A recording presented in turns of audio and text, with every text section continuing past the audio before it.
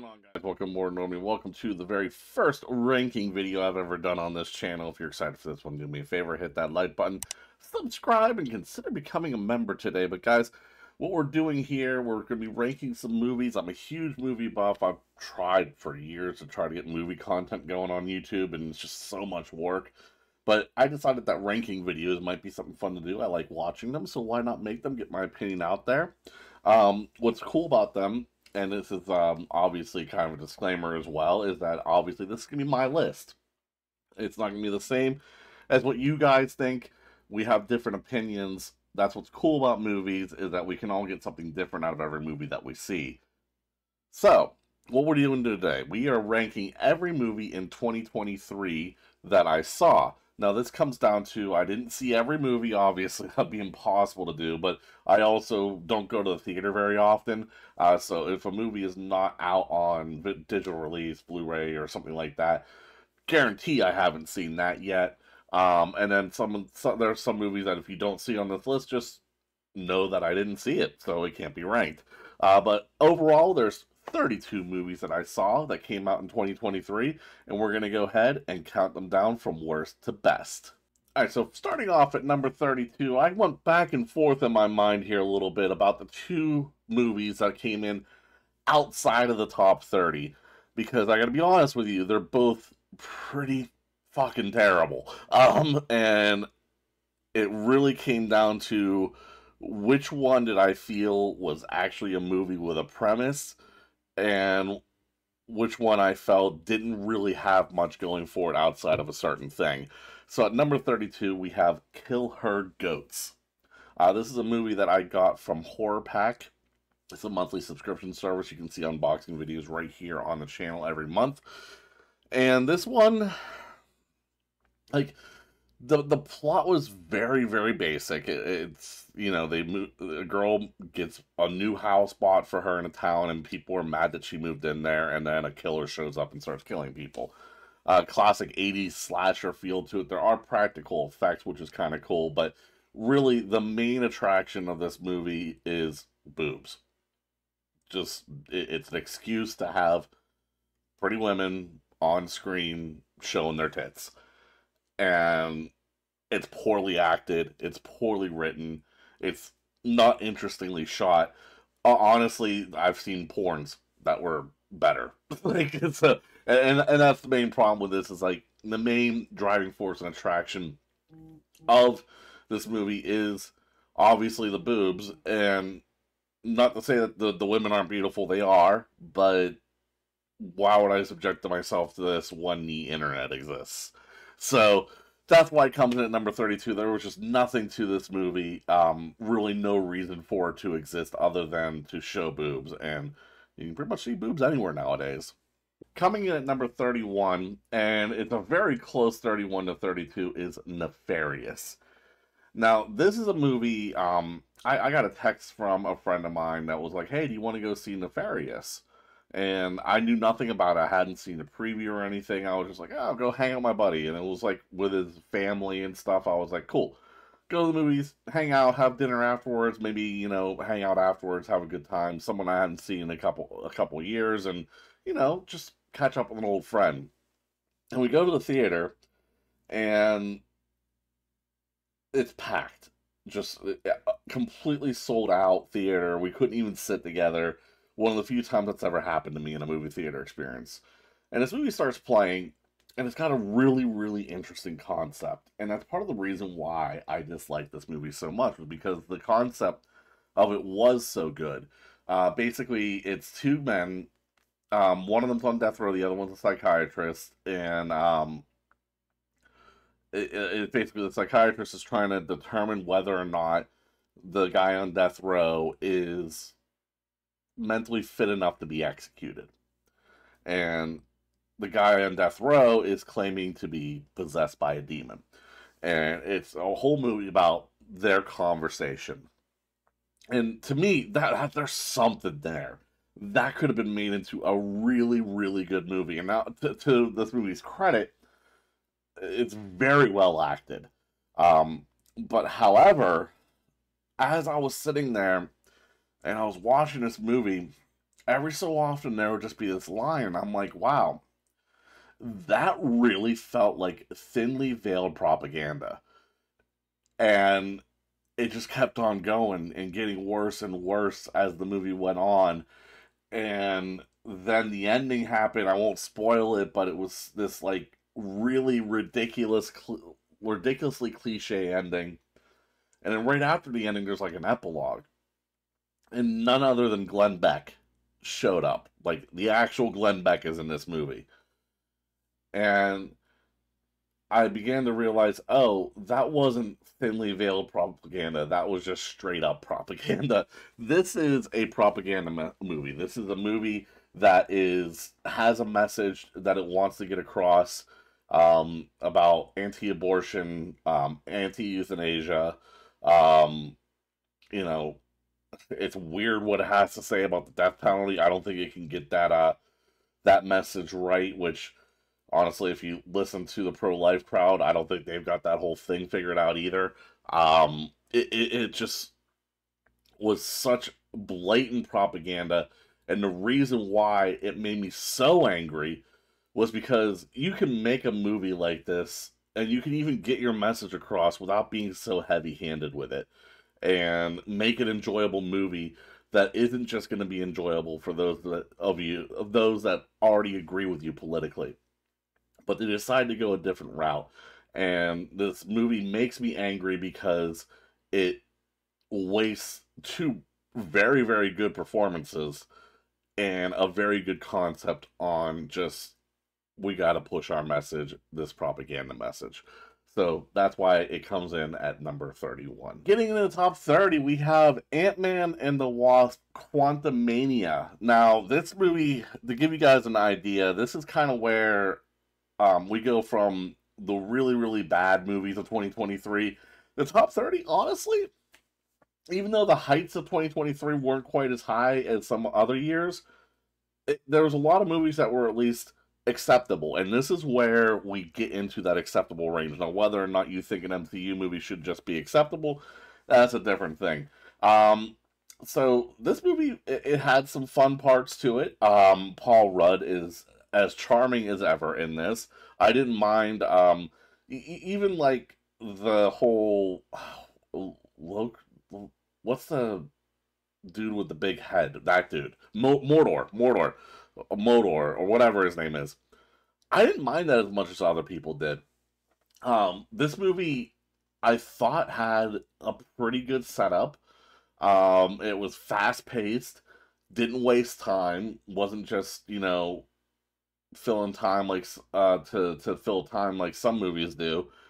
The thing that really brought this movie down to all the way to number 30 was the ending and the lack of consequence that I felt by the end of it. It just felt like, oh, you know what? All this didn't really matter. Cool. Why'd you just waste my last 2 hours? You made it so that you weren't wasting my hours with the pacing of this movie, but then at the end of it, it's just like, nothing mattered. Cool. Bye.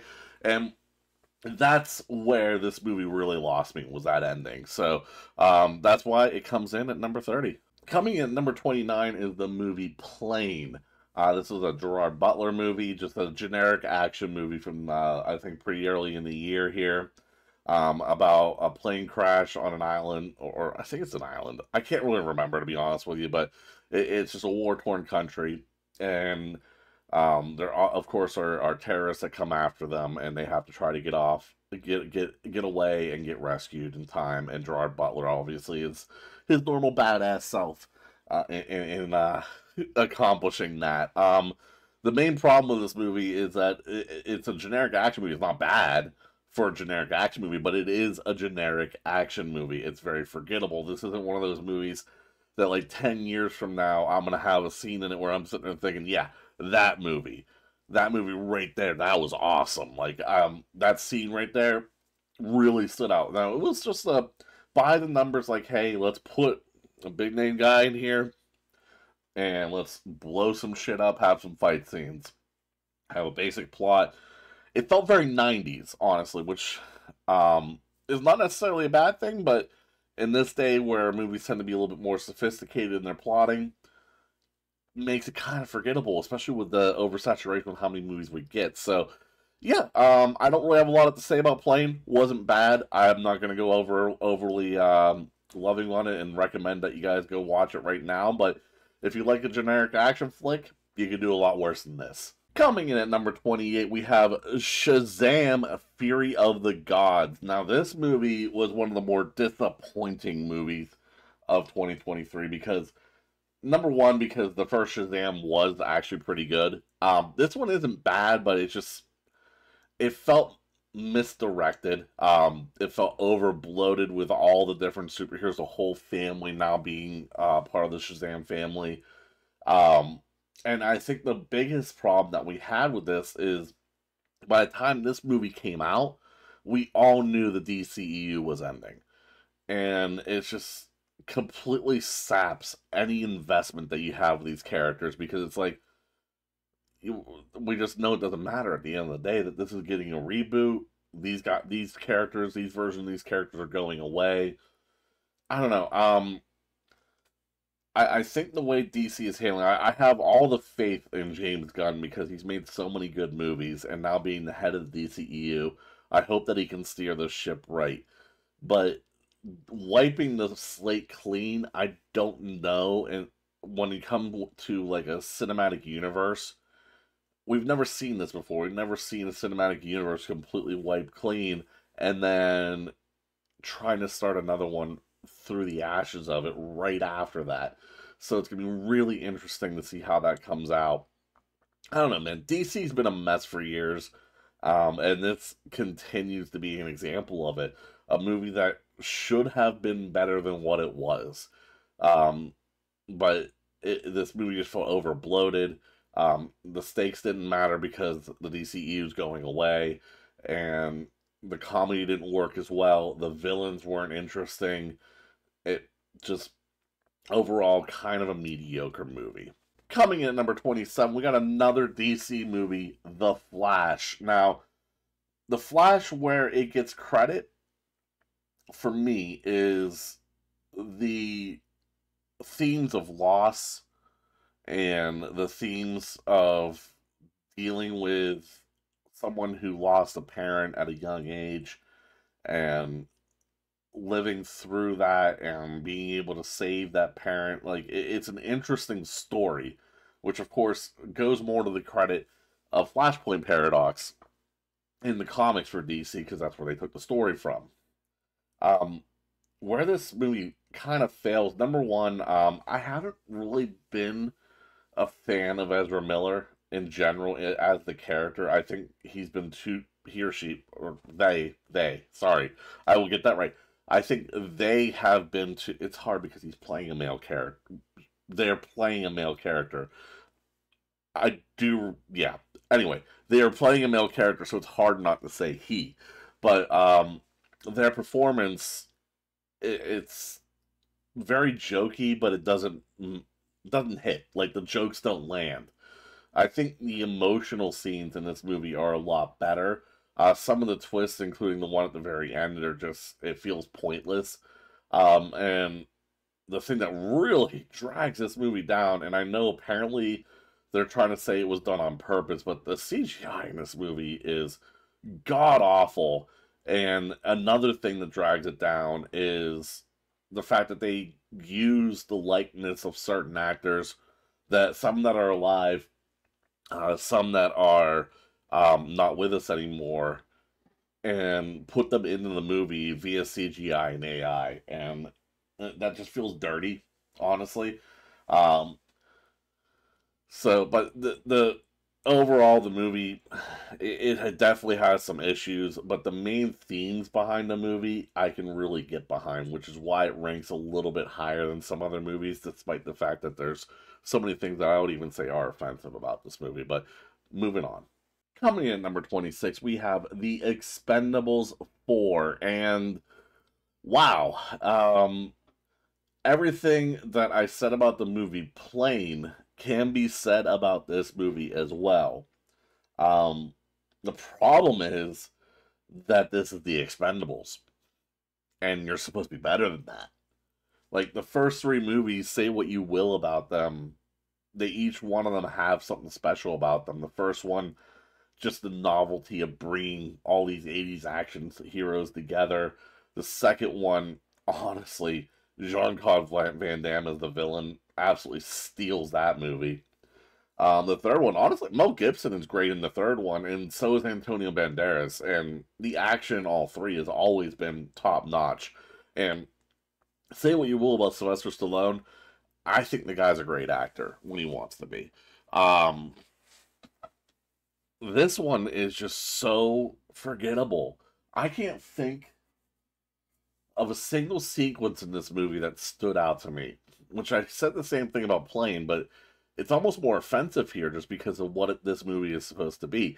The only saving grace with this movie is the fact that Jason Statham is the focus, and he brings his normal charisma and his charm to the movie, and he can make any movie better.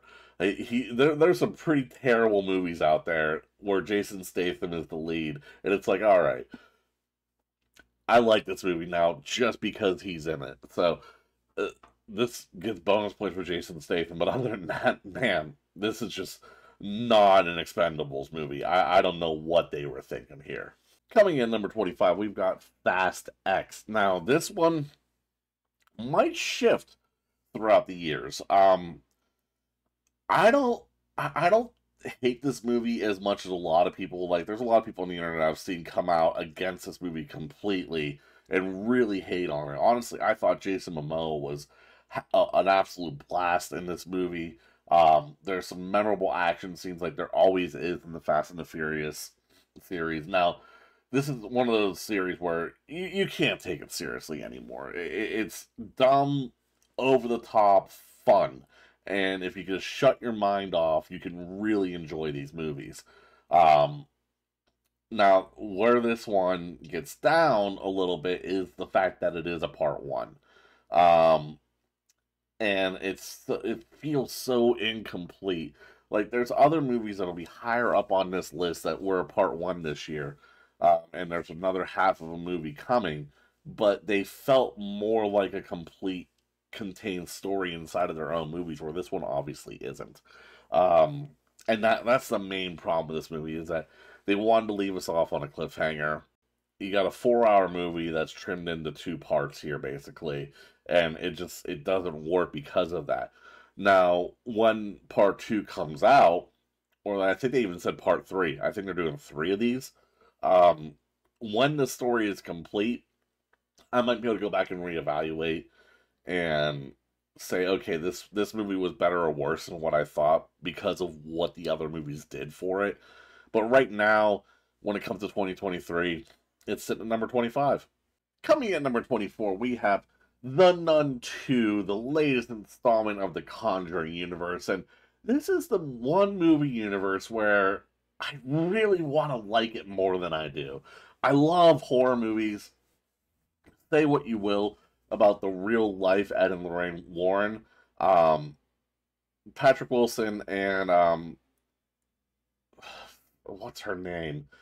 She's got such a weird name, but she's awesome. She's a great actress, and she's in a ton of movies I like. I can't think of her name right now, but they're great in the roles in all the movies they're in. And then we have all these spin-off movies. Really, only one of the spin-off movies has really worked for me, and that was the second Annabelle movie. I think it was called Annabelle Creation. The other spin-off movies have kind of fallen pretty flat for me, including the first Nun. And this one goes right down the same path. There's a couple of scenes in it that were a little bit creepy, including a scene with a newsstand I thought was pretty effectively done. Um, but overall, this movie, it has a lot of the problems that the first Nun had, where the characters are just not interesting enough to carry the weight of the movie. The villain isn't as interesting as possible. I know that Valak, the villain, was also the villain for The Conjuring 2, and people love The Conjuring 2. I'm actually a little bit more lukewarm on that movie. I think it's okay, but it's nowhere near as good as the first Conjuring. But overall, yeah, this is a series I want to like a lot more than I do, and The Nun kind of just slips right into that trap of being something I want to like, but it's kind of mediocre. Coming in at number 23, we got Last Voyage of Demeter.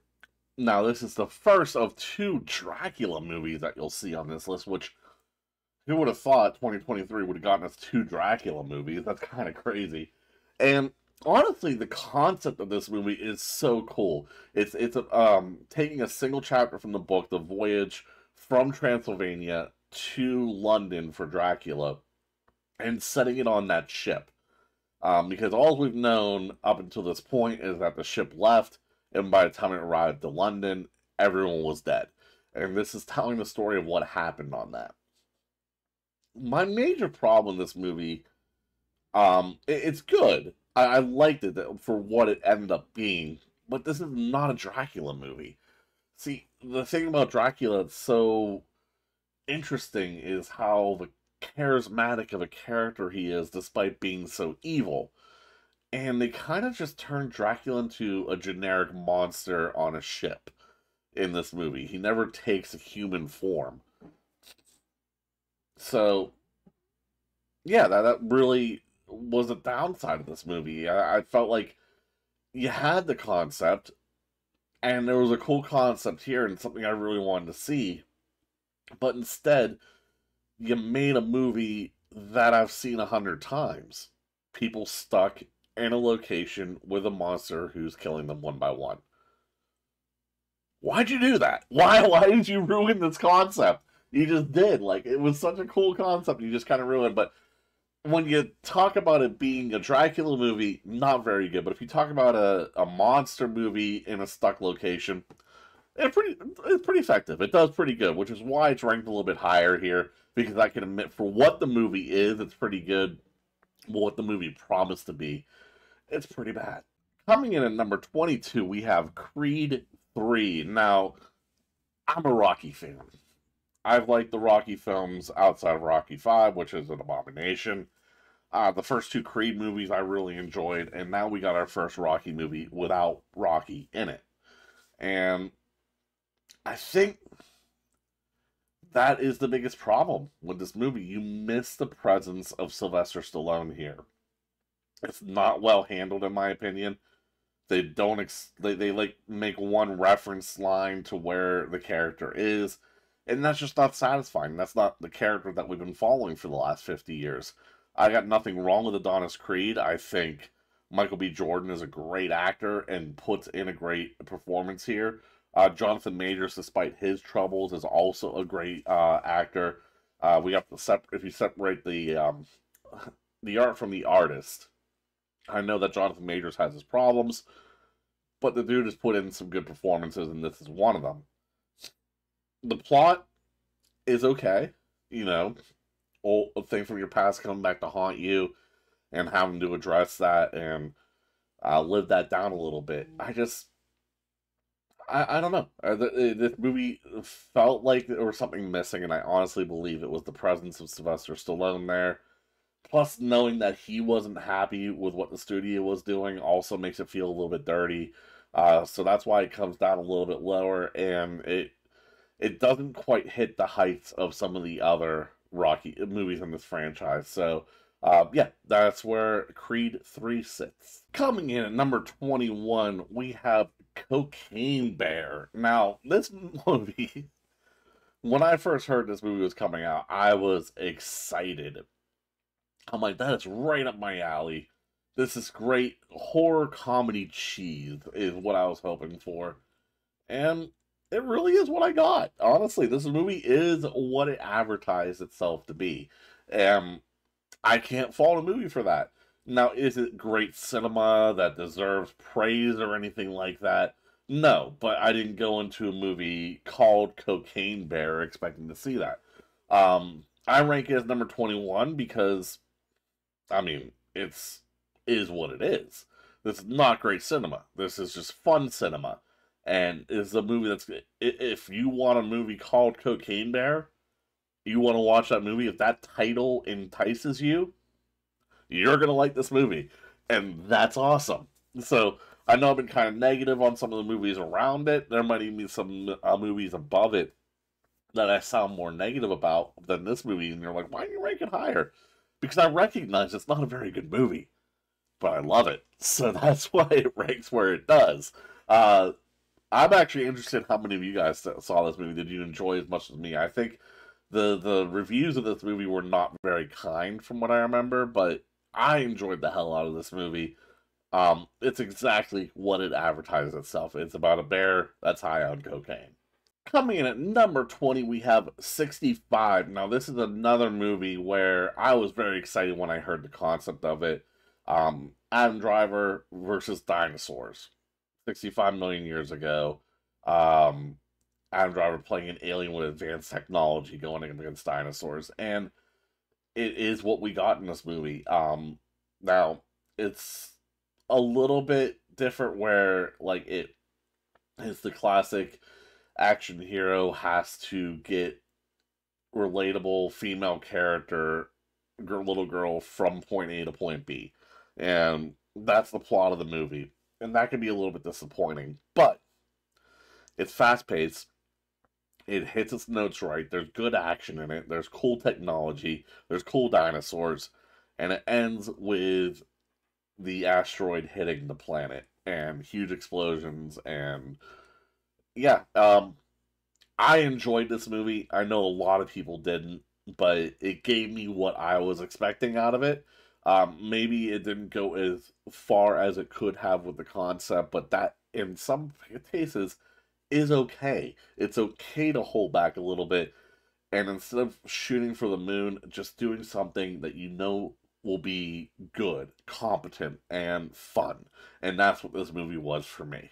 Coming in at number 19, we have Transformers Rise of the Beast. Now, this movie, a little bit surprising, actually. The Transformers series has been pretty bad for quite a while. It's never been that great, but this one is one of the better ones in that series. However, it's not...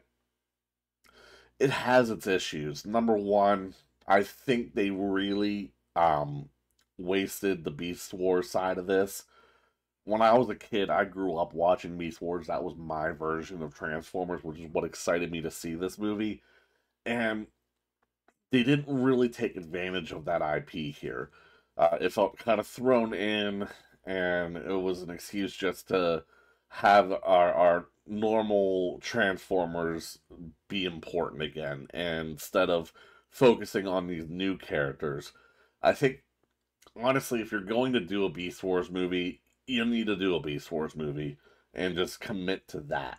Also, the ending of the movie, I won't spoil it, but there's something that happens with the main human character at the end of the movie, and it is so god-awful cheesy how this movie, the climax goes off here. And I was, like, sitting there at the final action scene, like, really? This is what you did? This is what I'm watching right now? But overall, I mean, it had enjoyable human characters. The Transformers were who were the Transformers were. There's some good action here. It's well shot, well made, and so that's why it comes at number 19, even though I found it a bit disappointing. Coming in at number 18, we've got The Meg 2. Now, this is a movie. I don't understand the critics of the two Meg movies, and the reason why is because it's like Cocaine Bear. It gives you what you ask for.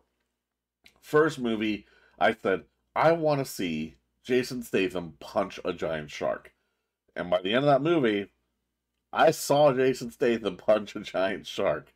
And so I'm like, wow, that's what I wanted. It gave it to me. And The Meg 2, again, delivered some more Jason Statham versus giant shark action. I had fun with it. Was it as good as the original? No, and it's mostly because there's only so much you can do with this premise. I don't know that this movie necessarily needed a sequel, but hell, it got a sequel. And I enjoyed it. Is it great cinema? Is it going to win the Oscar for Best Picture? Hell no. But did I have fun? Yes, I did. Coming in at number 17, we've got Blue Beetle. Now, this is where the list really starts to turn into enjoyable movies. And Blue Beetle surprised me. It felt at first like it was going to be a general, like, normal superhero origin story in a universe that I know is ending, which has dragged down the other DC movies and honestly hurt this movie as well. But the family dynamic, the acting, the characters in this were just so good that it elevated this movie to another level. And it's one of the movies in the DCEU that makes you go, I kind of wish this was going to continue. I wish they could salvage this because there's something here that's special. And this is one of those movies where you're like, yeah, this is that special. This when the DCEU works, this is what it's like. This movie was fun. It was heartwarming. It was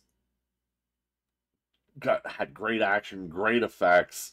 I really enjoy Blue Beetle overall. It's just a shame to know that this is, the end of this version of the character, and we're gonna get something different coming up because they had something here, and I think they really could have gone somewhere with this movie. Coming in at number 16, we've got Megan. Now, I know this seems low to some people. I got some controversy there.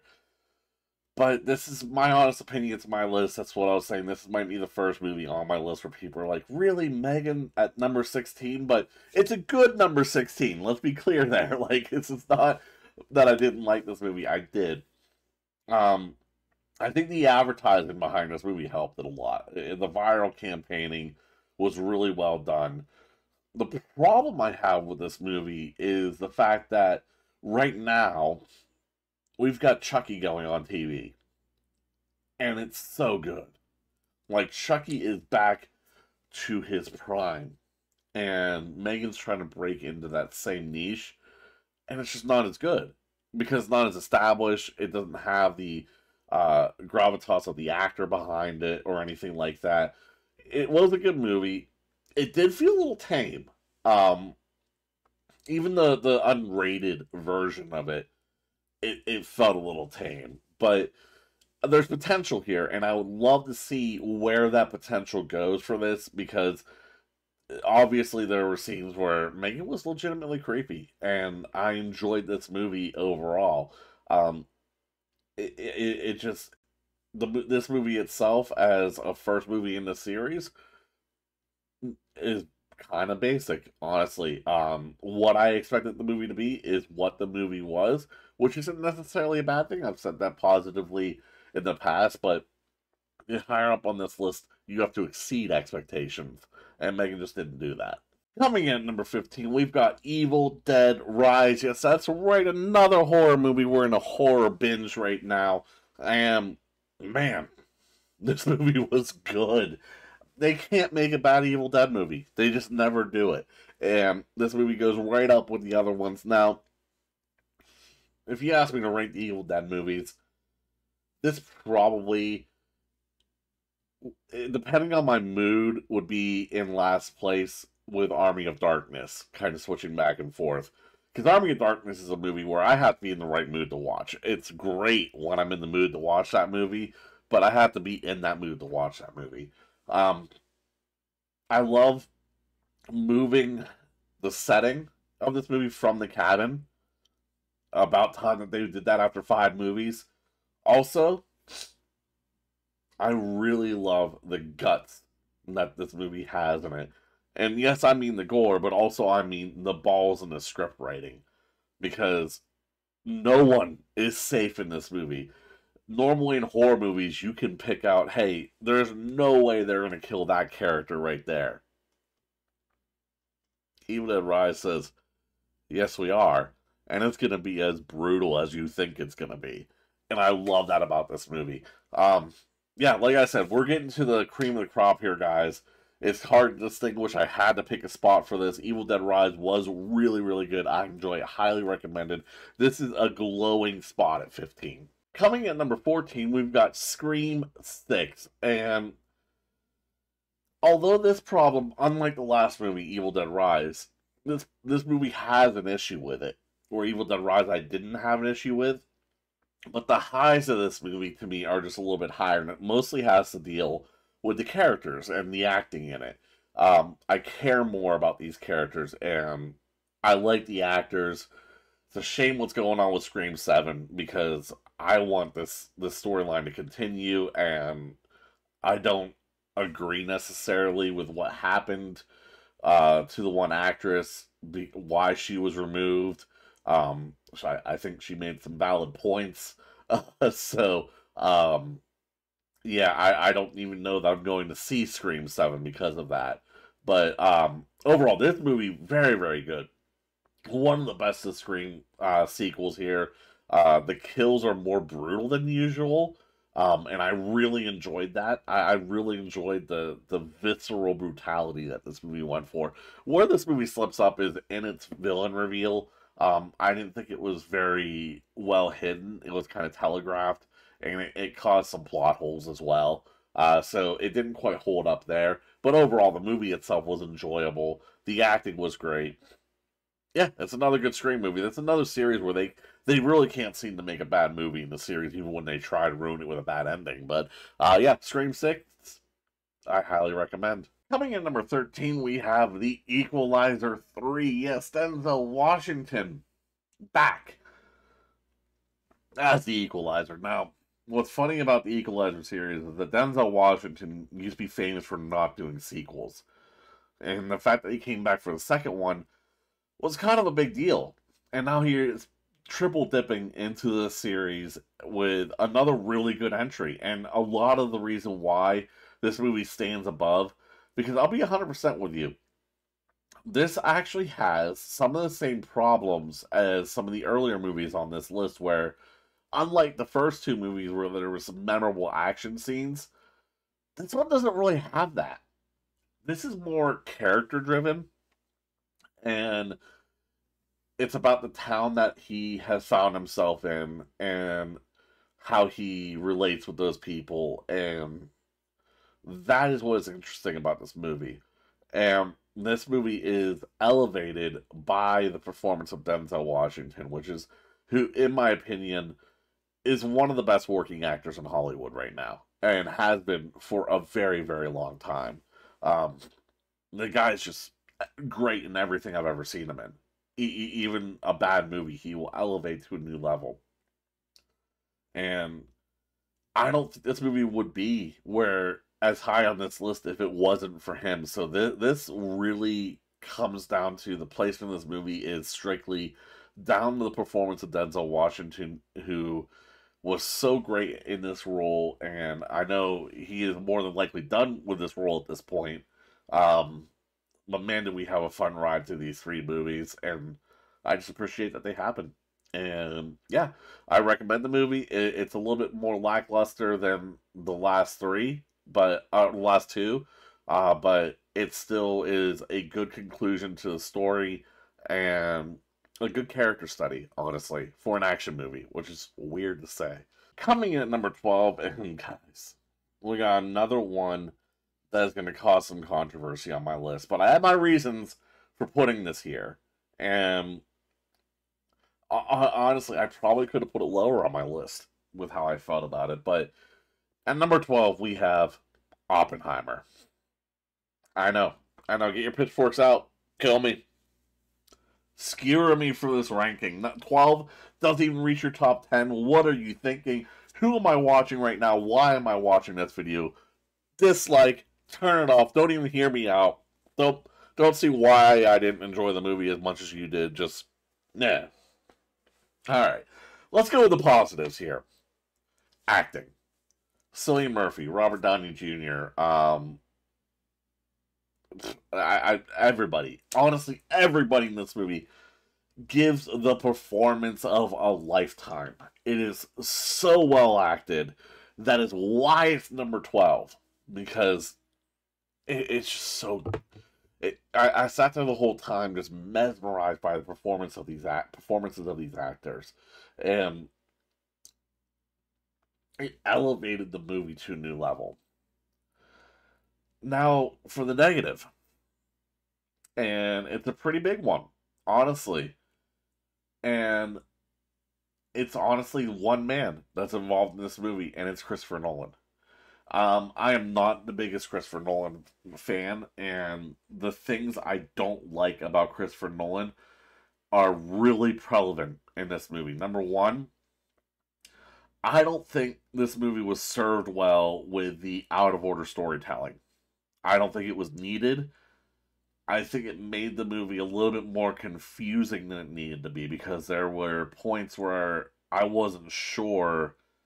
Like, I knew I was in a different timeline and I was at a different point in the timeline, but I didn't know where I was on that timeline in this movie. Now, upon rewatch, it probably will be a little bit more clear, but for a first time watch, it took me a while to sit there like, okay, so this before or after this happened? I'm not sure. Um, so that was one big problem with it. The other big problem is that this movie is bloated. There are movies that are just as long as this movie, where at the end of it, a good example I can think of is actually The Batman. I didn't feel it. Like, by the end of it, I was just like, okay, that was a really good movie. I enjoyed it. I wouldn't cut anything out of that. This movie, by the end of it, I'm like, all right, I get it. Come on, wrap this up. Like, like I felt the length of this movie. The visuals were great. Were they all needed? No. Um, was there certain scenes that I felt like they could have been cut out and didn't add much to the story? Absolutely. Did we linger on shots for too long in some cases? Definitely. This movie, it did, it has its issues, and that's why it didn't make my top 10, but I didn't feel justified in ranking it any lower than 12 because the performances in this movie were so good, and I have to give that credit. And it was an enjoyable story. Just would have been more enjoyable with a more competent editor. Coming in at number 11, we've got Air. Now, this is a surprise. When I first heard that they were doing a movie about the making of a shoe, I was like, how in the world can you make that interesting? But then I saw the cast, and I saw Ben Affleck directing. I was like, you know what? If anyone could make this interesting, you put together a team that could. And by God, they did. They made a movie about a shoe and made it interesting. I didn't think it could happen, but here we are. This was funny. It was compelling. It made you root for the underdog in Nike and Michael Jordan. I get mine around that a little bit. It was just a well-made movie. I thoroughly enjoyed. Like Oppenheimer, the performances in it, especially from Viola Davis, she was amazing in this movie. By the way, yeah, it just such a good movie, and I really enjoyed it. It didn't quite crack the top 10 here, just because at the end of the day, it is about a shoe. But man, if you're gonna make a movie about a shoe, this is the movie that you make, and I'm glad I saw it. All right, guys, we're in the top 10 now, and starting out at number 10, we have got Saw 10. Now, I am a fan of the Saw series. Even the terrible Hoffman movies, I find a guilty pleasure in them. I like the melodrama of this series and, like, the complicated storyline. I like trying to follow it. It's just a movie series that I've always enjoyed. But where this movie series has really suffered was after they killed John Kramer, the main villain. I think they did it too soon, and even the filmmakers will agree with that. So this movie rewinds time to a point where John Kramer was still alive, and for the first time in the series, makes him the focal point of the movie. And my God, does it work! It's the first movie where, outside of just like I'm morbid and want to see the villain kill people in interesting ways, I was legitimately rooting for Jigsaw in this movie to win. And to make me root for such a despicable character is a skill. Guys, this made me excited for the Saw series to coming back. I can't wait for Saw 11 this year now just to see where they take this story. Yeah, this was a good movie. If you had given up on the Saw series after John Kramer dies, I implore you, come back to the series. This was worth the wait. This is a good Saw movie. Coming at number 9, we have Knock at the Cabin. Now, I have an interesting relationship with the movies of M. Night Shyamalan. Um, I'm one of the few people on this planet who cannot stand The Sixth Sense. I think that movie is bloated and boring and has predictable twists in it. I like Signs, love Unbreakable, love Split. I even like Glass. So I like that whole series there. The Village is one of the worst movies I've ever seen. And there's a lot of M. Night Shyamalan movies I haven't seen. But for some reason, the premise of this movie, despite the fact that I haven't watched things like Old or The Visit, and I don't make it a habit to seek out this dude's movies, I was like, okay, that one sounds interesting. And I watched it. I enjoyed the hell out of this movie. I thought it was a masterclass in building tension. Um, it's the only M. Night Shyamalan movie where I can think of where the character dialogue actually feels like natural dialogue and something people would actually say. I ended up watching the credits and found out that part of that was because he didn't write the script for this one. So that probably helped quite a bit. But man, I enjoyed this movie. I even enjoyed the ending. I know some people were upset at the ending because it changed it from the book. I've never read the book, so I don't have anything to compare to. I just thought this was a well-written, suspenseful story that kept me on the edge of my seat for the entire runtime, which is hard to do. Great performances from people like Dave Bautista was awesome in this movie. As like it's such a gentle person who you would like think would never hurt a fly, and yeah, he's so intimidating at the same time. It was a really cool dichotomy, and I really enjoyed this movie and highly recommend it. Especially if you watched it the first time and didn't get that much out of it, I recommend revisiting this movie because there's meat on this bone, and I enjoyed the taste of that meat. God, that was weird to say. Coming in at number 8, we've got Guardians of the Galaxy Volume 3. And yes, guys, we are into some truly good movies this year.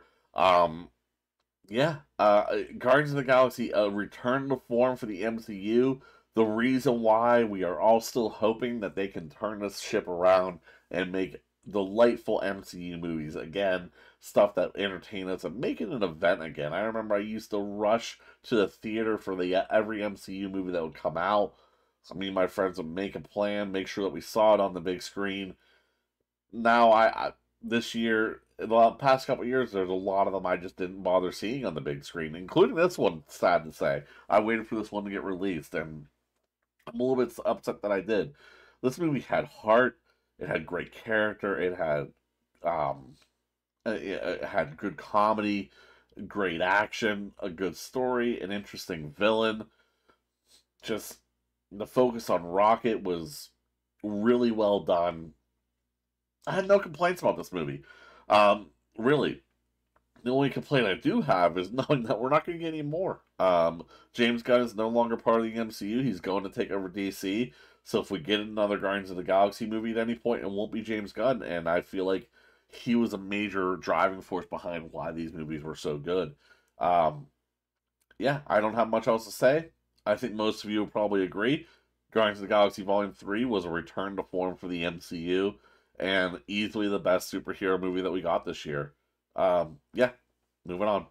Coming in at number 7 is John Wick Chapter 4. Guys, I am a huge fan of the John Wick series, as most of you probably are as well. And there might even be some controversy that I'm ranking it this low.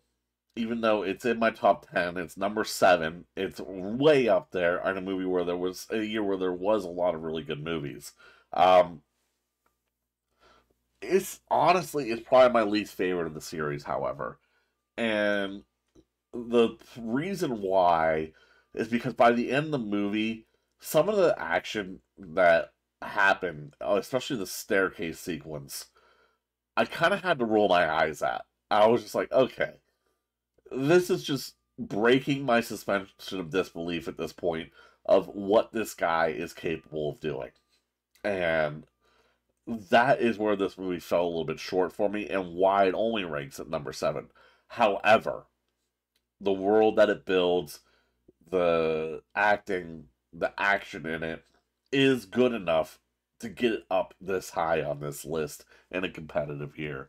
So, is it my favorite John Wick movie?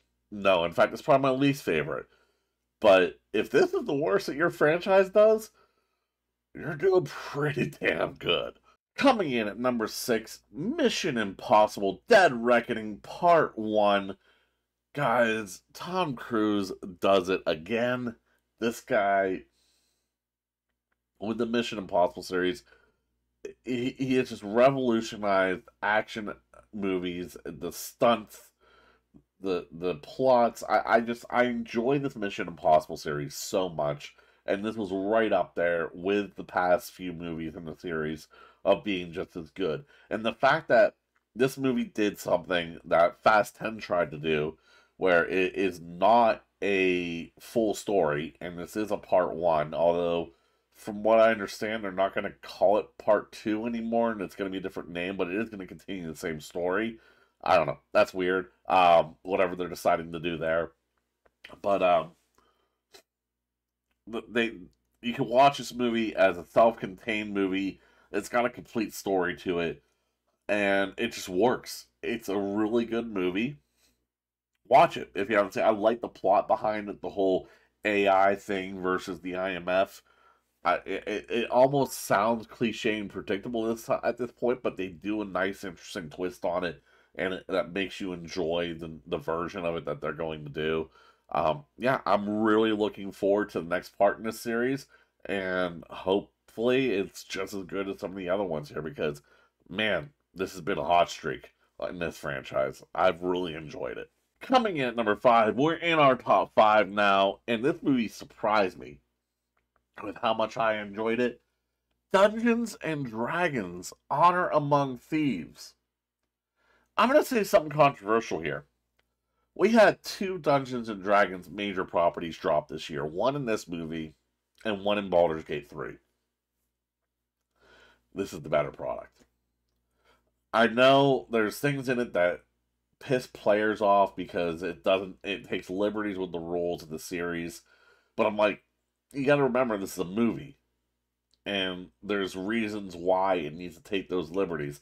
It's actually something that Baldur's Gate 3 didn't do. It didn't recognize that it was changing mediums and was so rigid on the Dungeons and Dragons mechanics and lore that it didn't recognize that it's a video game now and it needs to be fun to play as a video game. This recognizes that it's a movie and it needs to be fun as a movie. And the reason it is so high on my list is because from start to finish with this movie, I was entertained. And that is the main purpose behind the movie, is to entertain the audience. There wasn't a single moment in this movie where I wasn't just enjoying the journey of these characters that they were going on. Sure, it's a MacGuffin storyline. Sure, it's not the most complicated thing in the world, but man, was it fun. I enjoyed the hell out of this movie. If you haven't seen it, because I know a lot of people did skip this because the old 90s movies were so terrible, go watch this movie. Give it a shot. I guarantee you, you're going to have fun with it. Coming in at number 4, we have Talk to Me. Yep. Number 4, Talk to Me, a horror movie, all this way up on the list. Guys, this movie is really good. It explores really good themes of loss and peer pressure, has allegory for drug use among youth. That's not as straightforward as you might get in some other movies. The practical effects in this movie really bring it to another level. The acting in it is great. The directing, the camera shots. And the thing that makes it so cool is that it's by a bunch of YouTubers. Well, awesome. Be able to take what you learn working on this medium and make a movie like this. This was just a really, really good movie. from start to finish. Not just a good horror movie, but a good movie, and that is important. If you haven't seen Talk to Me yet, please go see it. I'm not going to spoil anything else about this movie. Just know that it is really well written, well acted. The effects are great. There's parts of this movie where I literally cringed at some of the things that were going on the screen, which is something that doesn't happen very often in movies for me. So, guys, Talk to Me, number 4. We're in the top 5. Let's move on.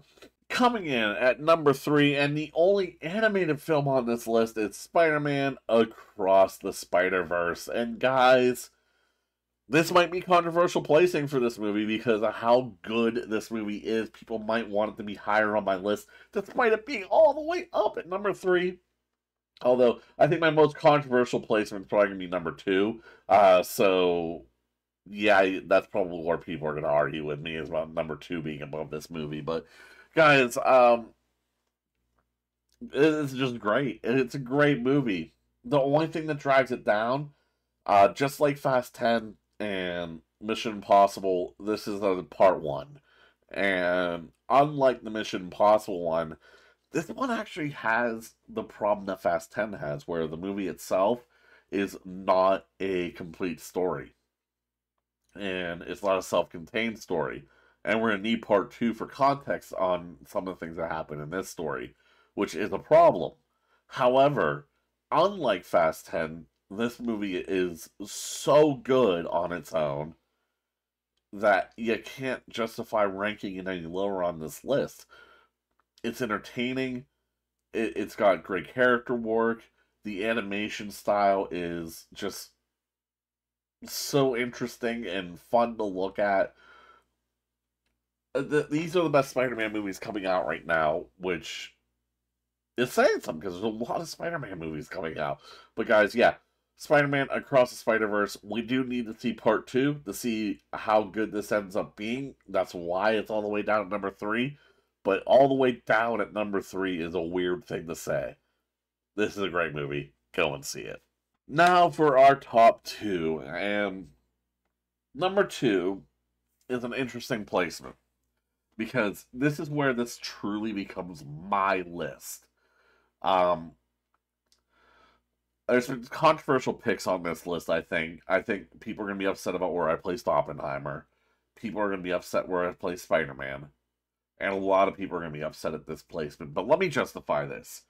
Coming out this year, there is a movie that was proposed that was made for me.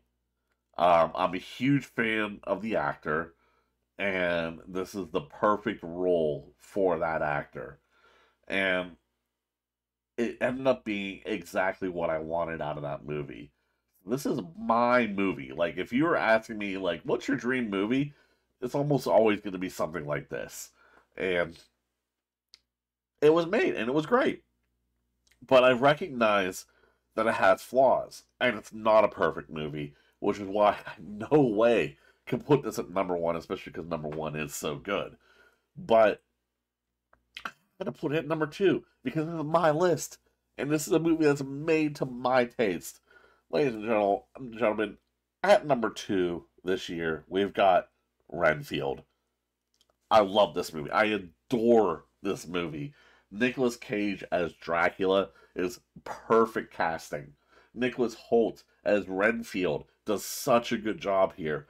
The messages of abusive relationships and how to get out of them, the violence, the gore, the comedy, the horror, the recreation of the original Dracula movie scene at the beginning here in black and white. My God, this movie's so tasty. It's what I want out of the movie. I just really enjoy this movie. Nicolas Cage has been on a resurgence recently with The Unbearable Weight of Massive Talent, Willy's Wonderland, Pig, all these really great movies he's been coming out with, and I'm so happy to see him back in the spotlight of being the great actor that he is. So number 2, we got Renfield. I know it's controversial, but again, that's why this is my list. Let me know, where would you rank this down in the comments? I want to see it.